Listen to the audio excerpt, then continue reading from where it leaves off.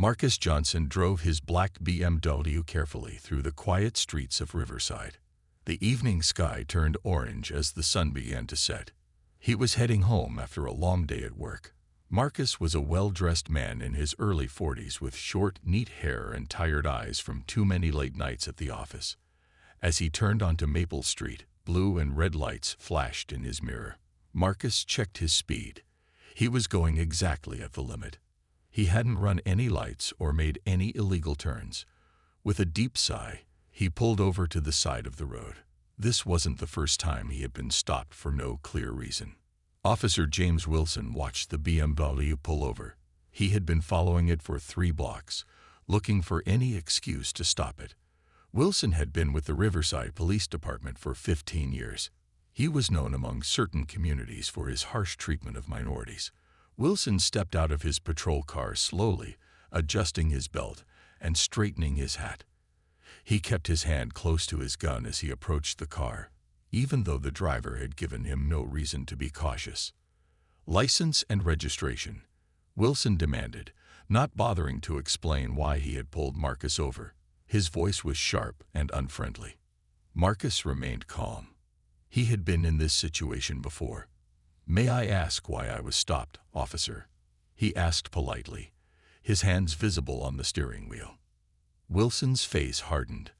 "License and registration first," he repeated, ignoring the question. His eyes scanned the inside of the car, looking for anything he could use as an excuse. Marcus slowly reached for his wallet, making sure all his movements were clear and unthreatening. "I'm just getting my license," he explained, pulling out his identification and insurance information. He handed them to Wilson without comment. Wilson studied the license with narrowed eyes. Marcus Johnson. The address was in the expensive part of town. Wilson frowned, looking between the photo and Marcus's face. "Step out of the vehicle," Wilson ordered suddenly. "Is there a problem?" Marcus asked, still keeping his voice even and respectful. "I said step out of the vehicle. Now." Wilson's hand moved closer to his weapon. Marcus knew better than to argue. He unbuckled his seatbelt and opened the door slowly. A couple walking their dog across the street slowed down to watch. The woman took out her phone and began recording. "Hands on the car," Wilson commanded. He roughly pushed Marcus against the BMW and kicked his legs apart. "I smell marijuana coming from your car." Marcus knew there was no such smell. His car was spotless, and he didn't use drugs of any kind. But he said nothing as Wilson patted him down with unnecessary force. More people had gathered now. A young man joined the woman in recording the scene. Marcus could hear whispers of anger and concern from the small crowd. "What's in your pockets?" Wilson demanded, feeling a small object. "Just my phone and keys," Marcus answered calmly. Wilson pulled out Marcus's keys and phone, dropping them on the hood of the car.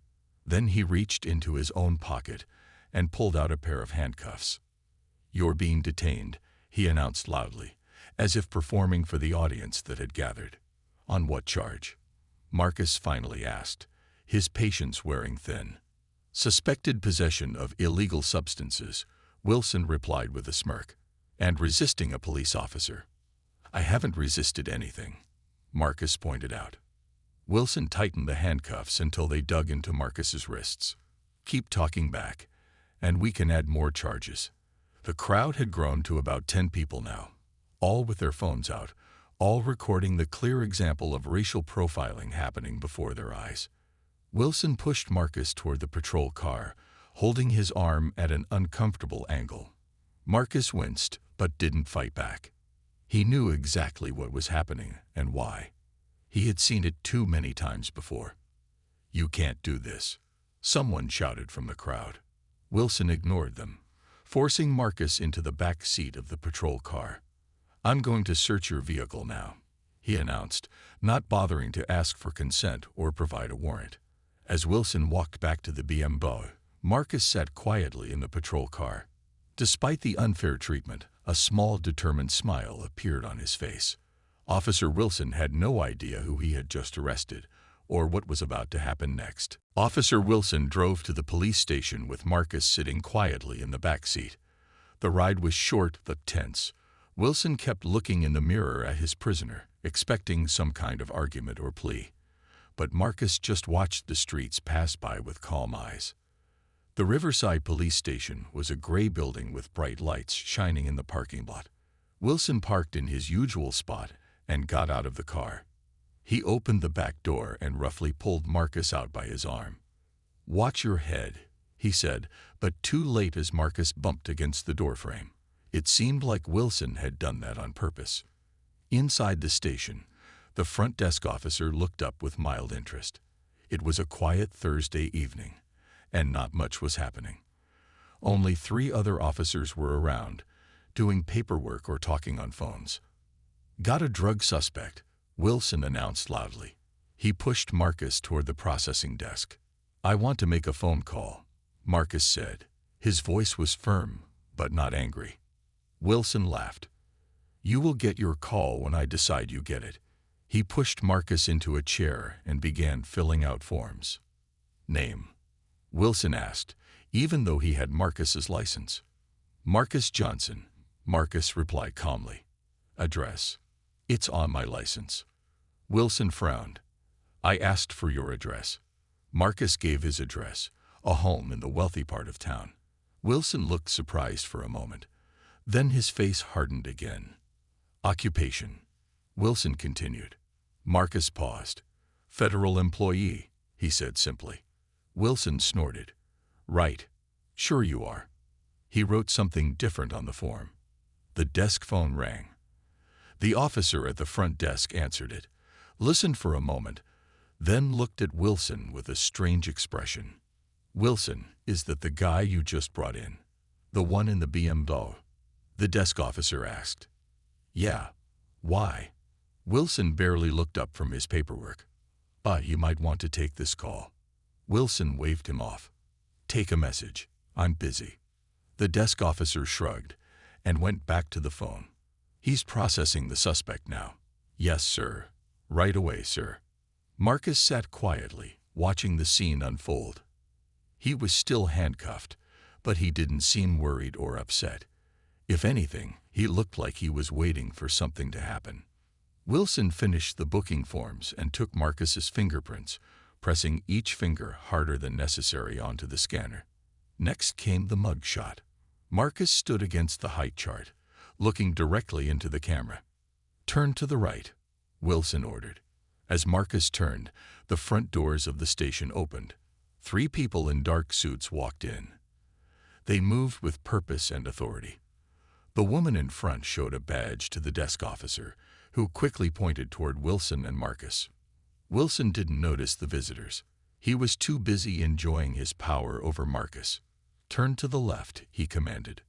"Officer Wilson," a strong voice called out. Wilson turned around, annoyed at the interruption. "I'm in the middle of processing a suspect." The woman approached, her badge now visible on her belt. "I'm Director Sarah Chen, FBI," she said.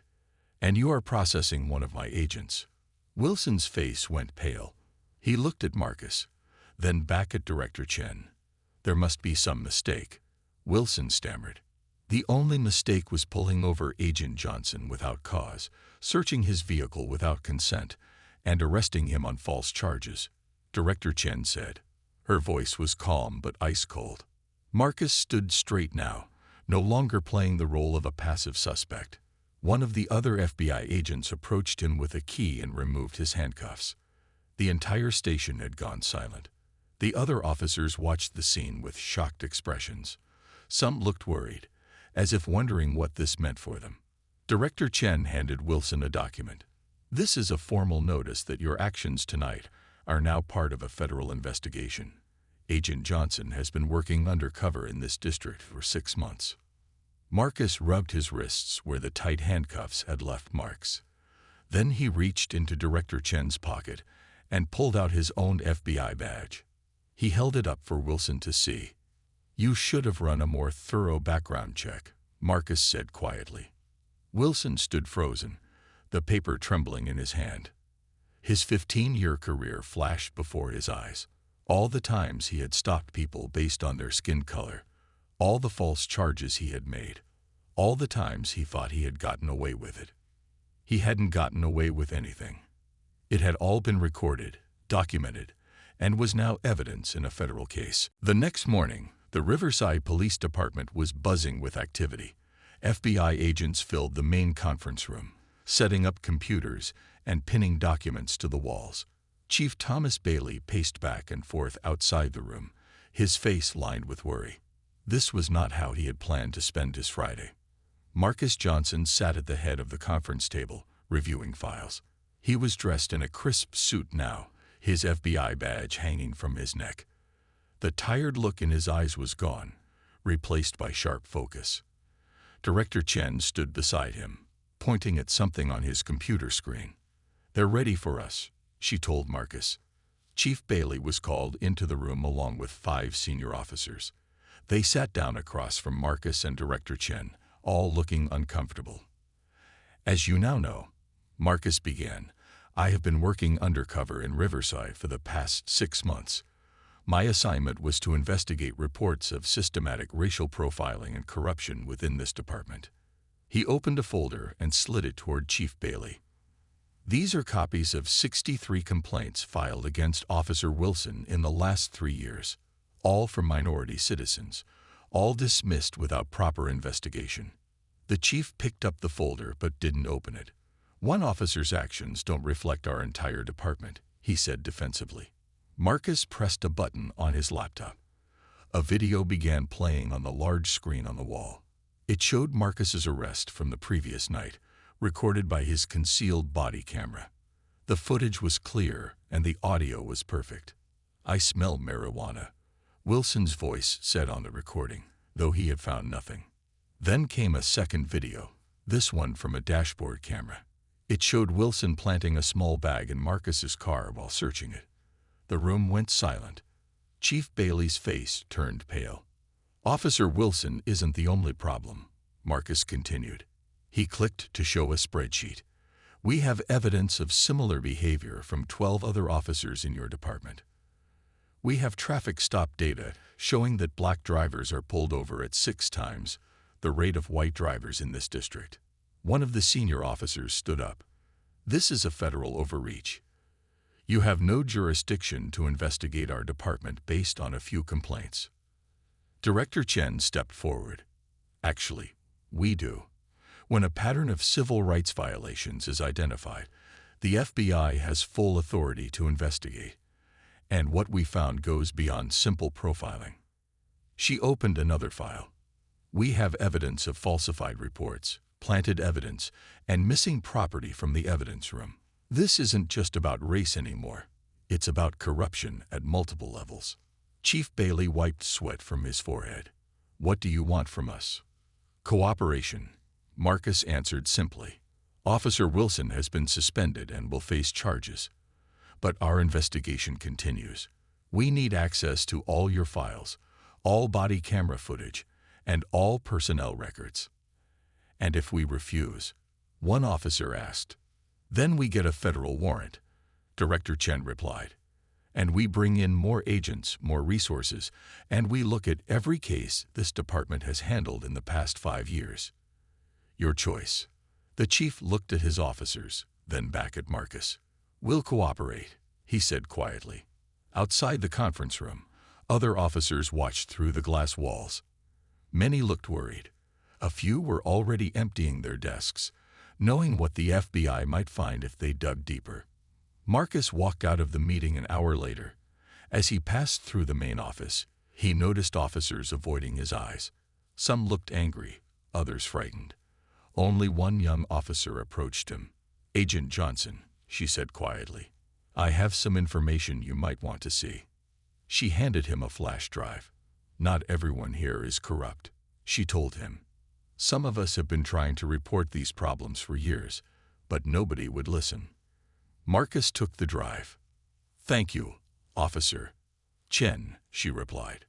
"Lisa Chen, no relation to your director." She gave a nervous smile. "Officer Chen, this is brave of you," Marcus said. She shrugged. "It's the right thing to do. That drive has copies of reports that were altered or deleted, names of witnesses who were intimidated. It might help your case." As Marcus left the station, he knew the investigation had just gotten much bigger than one racist officer. This was about an entire system that protected bad behavior and punished those who tried to stop it. His phone rang. It was Director Chen. "You need to see the news," she said urgently. "Someone leaked the arrest video. It's everywhere." Marcus sat in his apartment watching the news. His arrest video played on every channel. The footage showed Officer Wilson pushing him against the car, claiming to smell drugs that didn't exist, and putting handcuffs on him without cause. The video came from both his hidden camera and the phones of bystanders who had witnessed the arrest. News reporters stood outside the Riverside Police Department.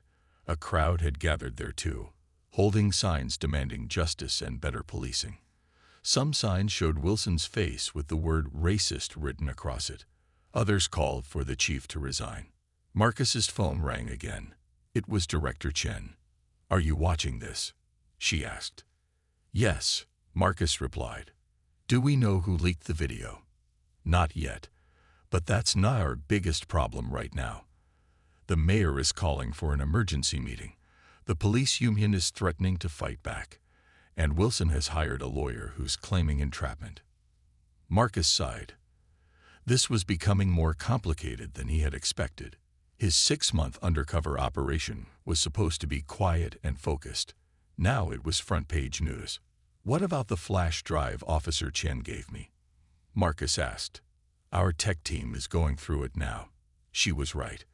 There's evidence of at least 20 cases where reports were changed or deleted, mostly involving minority suspects. Marcus's doorbell rang. He looked through the peephole and saw a woman with a camera and microphone. "I've got reporters at my door," he told Director Chen. "How did they find my address?" "Someone at the station must have leaked it." "This isn't good, Marcus. You might not be safe there." Marcus moved away from the door as the reporter kept ringing the bell. "I'll pack a bag and head to the field office," he said. After hanging up, Marcus quickly grabbed some clothes and essential items. He left through the back door, avoiding the reporter out front. As he walked to his car, a neighbor approached him. "Are you the FBI agent from the news?" the man asked. He was an older black man who had lived in the building for years. Marcus nodded cautiously. The neighbor offered his hand. "Thank you. My son was arrested by Wilson 3 years ago. Spent 6 months in jail for drugs that weren't his. No one believed us when we said the officer planted evidence." Marcus shook the man's hand. "I'm sorry that happened to your son. You're doing important work," the neighbor said. "But be careful. Some people won't like what you're doing." At the FBI field office, Marcus found a team of agents reviewing evidence from Officer Lisa Chen's flash drive. The information was even worse than they had expected. It showed years of systematic targeting of minority communities. False arrests, excessive force, and evidence tampering were common practices for several officers, including Wilson. "We need to talk to Wilson's previous victims," Marcus told Director Chen. "Get statements from everyone who filed complaints against him." "Already on it," she replied. "But there's something else you should see." She handed him a tablet showing social media posts. There were threats against him, some calling him a traitor to police. Others showed his address and personal information. "We're assigning you protection," Director Chen said. "This isn't just about one racist cop anymore. This is about changing an entire department." The mayor of Riverside appeared on the news now. She looked serious and concerned. "I have seen the disturbing video of Officer Wilson's conduct," she said. "I want to assure our citizens that we are taking this matter very seriously. The officer has been suspended without pay pending investigation. We are cooperating fully with the FBI." Marcus knew these were just words. The real test would be what actions followed. His phone buzzed with a message from Officer Lisa Chen. "Need to talk. Have more evidence. Can we meet?" As Marcus considered her request, breaking news appeared on the television. Officer Wilson was giving a press conference with his lawyer beside him. "I am the victim of a federal setup," Wilson claimed, his face angry. This so-called FBI agent provoked me and edited the video to make me look bad. I have served this community for 15 years with honor. Director Chen turned off the TV. Let him talk. We have the evidence. Truth is on our side. Marcus nodded, but he knew the battle was just beginning. This case had moved beyond one traffic stop and one corrupt officer. It had become a fight for the soul of the Riverside Police Department. Marcus met Officer Lisa Chen at a small coffee shop far from the police station. He arrived early and chose a table in the back corner where they could talk privately. Two FBI agents sat at different tables nearby, watching for any trouble. Lisa arrived wearing regular clothes instead of her uniform. She looked nervous, constantly checking over her shoulder as she walked to Marcus's table. "Thank you for meeting me," she said quietly as she sat down. "The information you gave us was very helpful," Marcus told her. "But you mentioned you have more evidence." Lisa nodded and lowered her voice.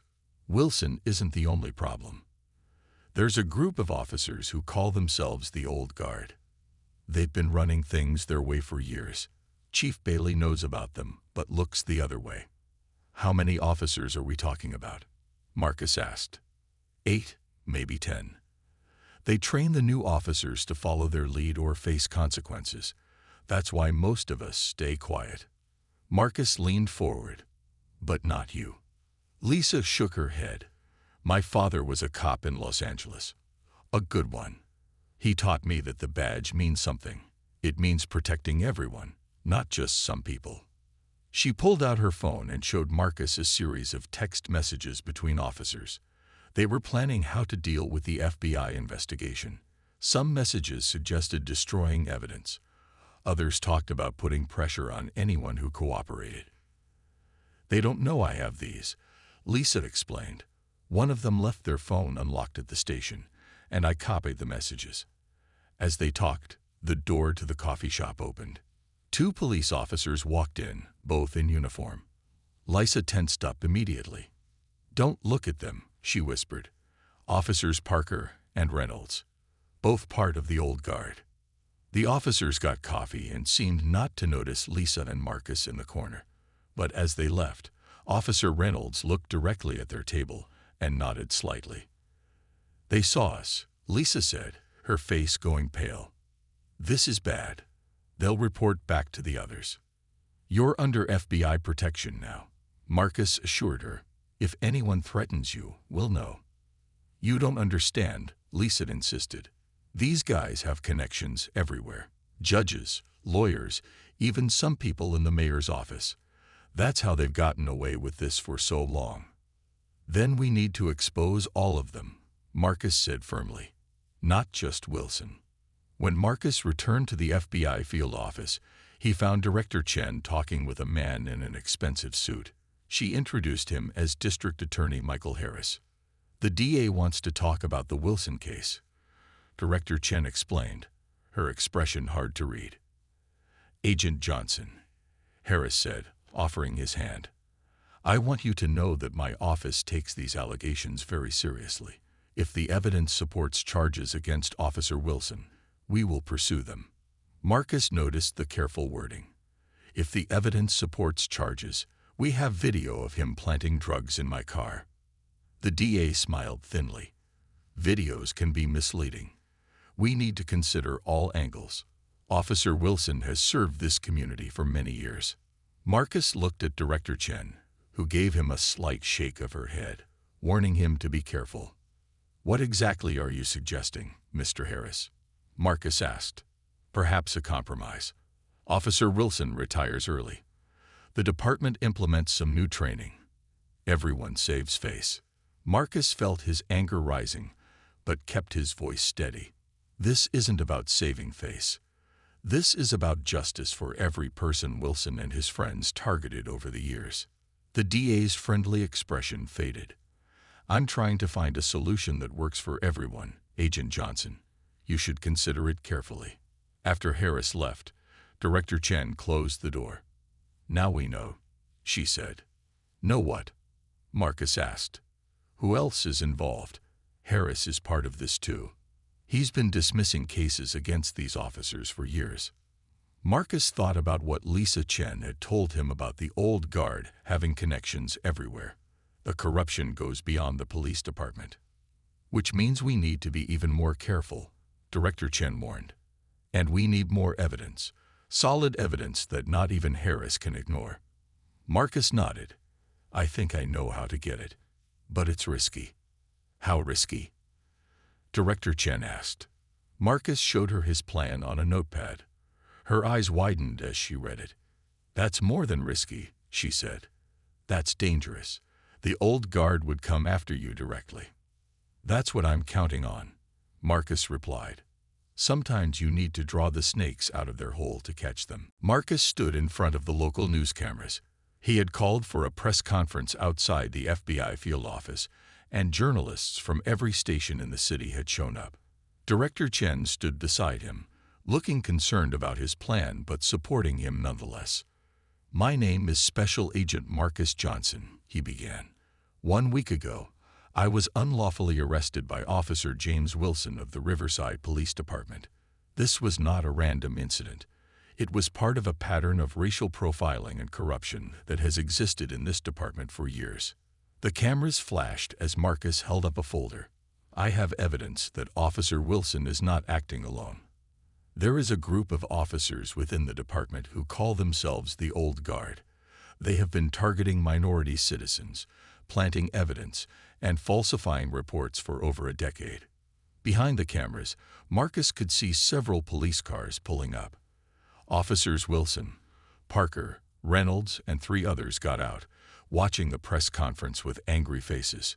Tonight at 8 p.m., I will be releasing all of the evidence we have gathered to every news outlet in the city, Marcus continued. This includes body camera footage, text messages between officers, and testimony from victims of this corruption. This was the bait in his trap. Marcus knew the old guard wouldn't let this evidence become public. They would try to stop him before the 8 p.m. deadline. Director Chen stepped up to the microphone. The FBI is committed to rooting out corruption and civil rights violations wherever they exist. We thank those brave officers and citizens who have come forward with information. As the press conference ended, Marcus took questions from reporters. One asked, "Have you received threats since exposing Officer Wilson?"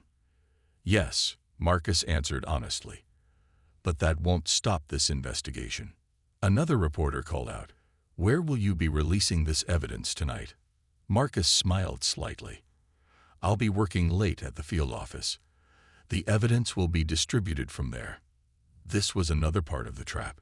Marcus had no intention of being at the field office that night, but he wanted the old guard to think he would be. After the press conference, Marcus met with Director Chen and a team of FBI agents in a secure room. They took the bait, Marcus said. "Did you see Wilson and his friends watching?" They were furious. "That's what worries me," Director Chen replied. "These are desperate people with guns and badges. They might do something extreme." "That's exactly what we're counting on," Marcus explained. "They can't let that evidence go public. They'll try to break into the field office tonight to stop it." He showed them a map of the building. "We'll have agents here, here, and here. Hidden cameras in every corner. When they break in looking for the evidence or for me, we'll catch them in the act." One of the other agents spoke up. "What if they decide to come after you personally instead of going to the office?" "That's why Agent Johnson will be in a secure location," Director Chen said firmly, "with a protection team." Marcus nodded, though he didn't look entirely convinced. The important thing is that we catch them doing something illegal, something so clear that not even D.A. Harris can ignore it. As evening approached, Marcus was moved to a safe house outside the city. 2 FBI agents stayed with him while the rest of the team set up at the field office. Hidden cameras were placed in strategic locations. Agents positioned themselves out of sight, waiting. At 7:30 p.m., Officer Lisa Chen called Marcus. "They're planning something," she warned. "The old guard had a meeting an hour ago. They told everyone else to stay away from the station tonight. Said they had a situation to handle." Did you hear anything specific? Marcus asked. No, but I followed Reynolds. He picked up Wilson, Parker, and two others I don't know. They had a duffel bag that looked heavy. Marcus felt a chill. What direction were they heading? Toward the FBI field office, Lisa answered. But there's something else. I heard Reynolds on the phone. He said something about checking your apartment first. Marcus sat up straight. My apartment? But I'm not there. I know, Lisa said, her voice urgent. But your neighbor is. The older man you talked to. I just drove by and saw them entering your building. Marcus immediately called Director Chen. Change of plans, he said. They're not coming to the office. They're at my apartment building. And my neighbor is in danger. Marcus raced toward his apartment building with Director Chen and 4 FBI agents. They had called for backup, but it would take time to arrive. Marcus knew they couldn't wait. His neighbor, Mr. Jackson, was in danger because of him. We need to approach quietly, Director Chen instructed as they parked a block away. No sirens, no lights. We don't want to spook them. The agents checked their weapons and put on bulletproof vests. Marcus did the same, his heart beating fast. This wasn't how he had planned for the night to go. Remember, these are police officers. Director Chen warned. We need to catch them in the act of committing a crime. Otherwise, this all falls apart. They moved toward the apartment building, staying in the shadows. Marcus led them to the back entrance. He knew the building well after living there for 6 months. Mr. Jackson lives in 3B, Marcus whispered. My apartment is 3D, right across the hall. They climbed the stairs silently, listening for any sounds. When they reached the 3rd floor, Marcus heard voices coming from his apartment. The door was slightly open. They broke in, one agent whispered. Marcus signaled for everyone to be quiet. They could hear Wilson's voice clearly. It has to be here somewhere, Wilson was saying. He wouldn't leave that evidence at the office where anyone could find it. We're running out of time. Another voice replied. It sounded like Officer Reynolds. It's already 7:45. He's releasing everything at 8. Keep looking, Wilson ordered. Check behind the pictures. Check under the floorboards if you have to. Marcus and the FBI team moved closer to the apartment door. Director Chen had her phone out, recording everything. They needed solid evidence of the break-in and the officer's intentions. Suddenly, they heard a door open in the hallway. Everyone froze. Mr. Jackson stepped out of his apartment, holding a garbage bag. Who's there? Mr. Jackson called out, seeing shadowy figures in the dimly lit hallway. Before Marcus could stop him, Mr. Jackson turned on the hallway light. The FBI team was exposed, and so was Mr. Jackson. Mr. Jackson, get back inside, Marcus shouted. But it was too late. The door to Marcus's apartment flew open, and Officer Wilson stood there with his gun drawn. He saw Marcus and the FBI agents and immediately pointed his weapon at them. FBI, drop your weapon. Director Chen commanded, aiming her own gun at Wilson. The other corrupt officers appeared behind Wilson, all with their guns out. It was a standoff in the narrow hallway. You set us up, Wilson snarled at Marcus. You knew we'd come looking for the evidence. And you fell for it, Marcus replied calmly. Breaking and entering. Illegal search. Threatening federal agents. You're only making things worse for yourself. Mr. Jackson stood frozen in place, caught in the middle of the confrontation. Officer Reynolds grabbed him and pulled him close, using him as a shield. Here's what's going to happen, Reynolds said. We're going to walk out of here. All of us, or this man gets hurt. Marcus saw the fear in Mr. Jackson's eyes. This was his fault. He had put his neighbor in danger with his plan. Let him go, Marcus said. This is between us. He has nothing to do with it.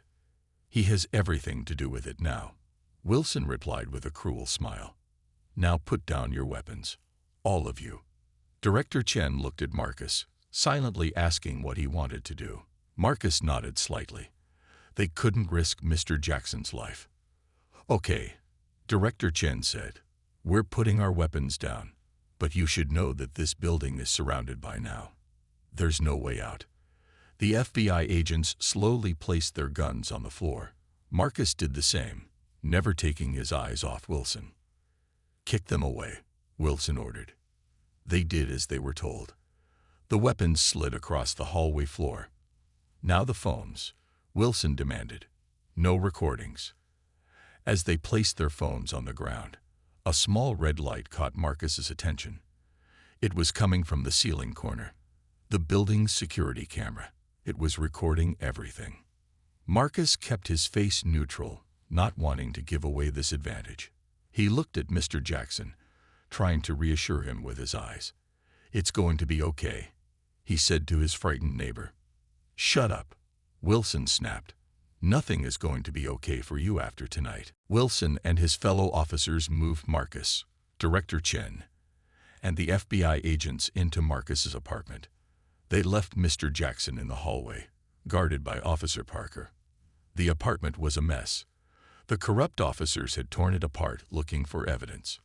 "Sit down, all of you," Wilson ordered, pointing to the couch and chairs. Marcus sat next to Director Chen, his mind racing to find a way out of this situation. He knew that backup was coming, but would it arrive in time? "What exactly is your plan here, Wilson?" Marcus asked calmly. "You broke into a federal agent's home. You're holding us at gunpoint. There's no coming back from this." Wilson paced back and forth, looking increasingly desperate. "Shut up. I'm thinking." Reynolds checked his watch. "It's almost 8. If that evidence gets out, we're finished anyway." Wilson stopped pacing and turned to Marcus.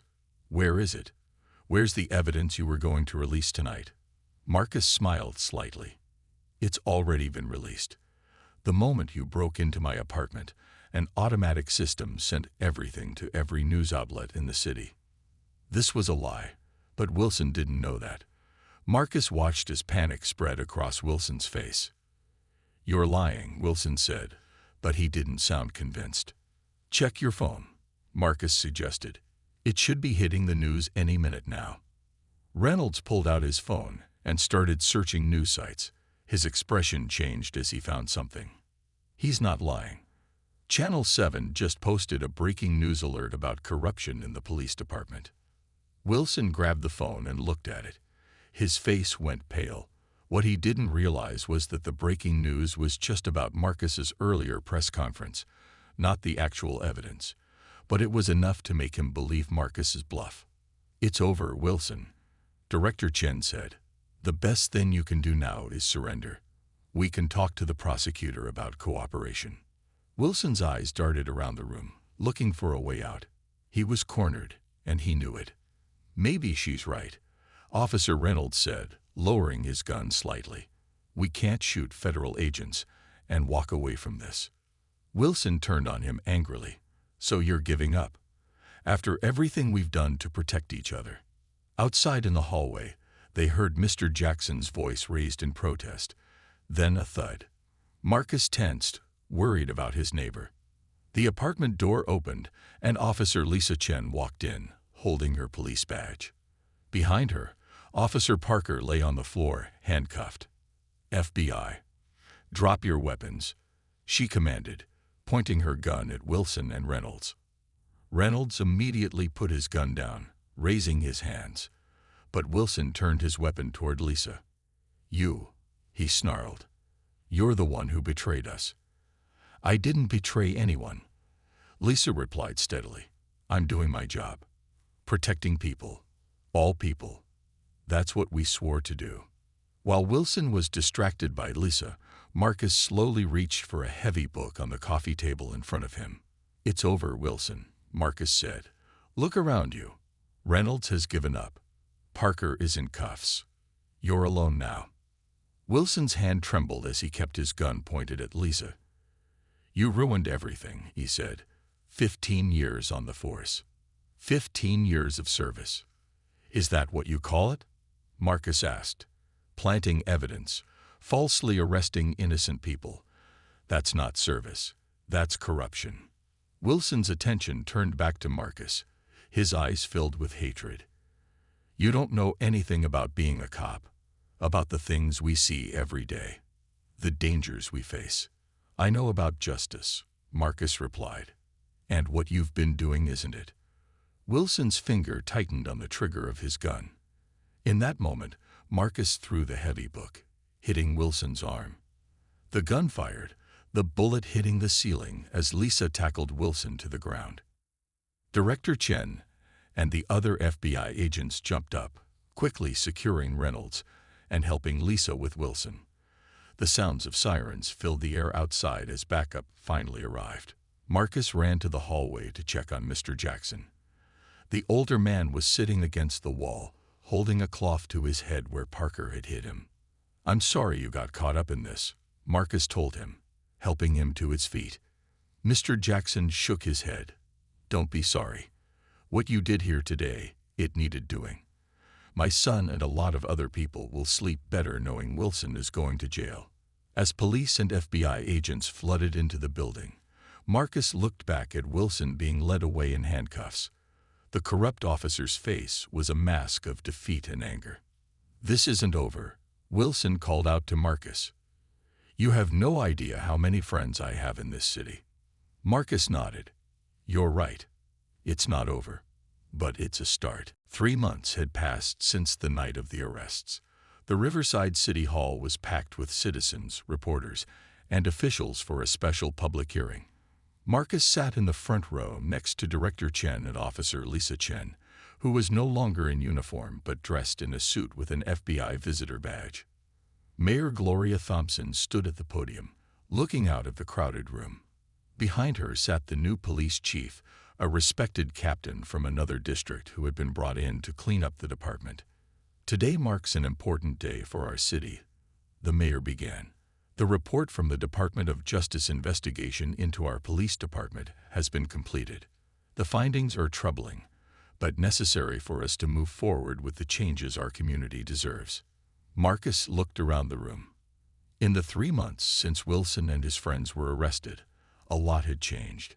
District Attorney Harris had resigned after evidence showed he had dismissed cases against the corrupt officers. 10 officers in total had been fired. 5, including Wilson, were facing criminal charges. The mayor continued. The investigation found a pattern of racial discrimination, evidence tampering, and civil rights violations going back more than a decade. Today, we are announcing a series of reforms to make sure this never happens again. The new police chief stepped up to explain the changes.